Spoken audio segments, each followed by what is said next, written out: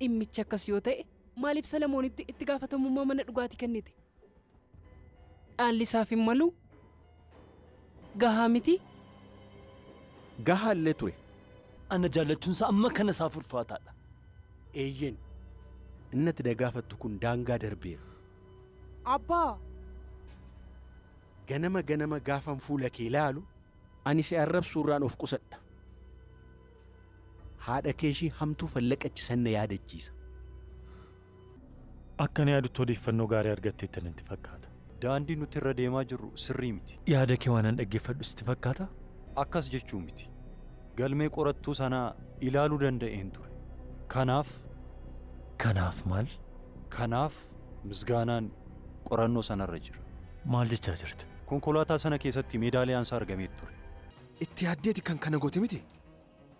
Ana salphisuudhaaf jecha jabaattee hojjetta. Walitti dhufeenyi si wajjin waan dhaabdeef qofaa jiruu biraa kan qabaanne barbaaddeeti.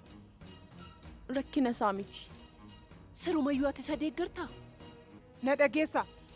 Otoo ilma kee safuu barsiisteetta ta'e intala kootti akkas irra ra'u ture. Bileen.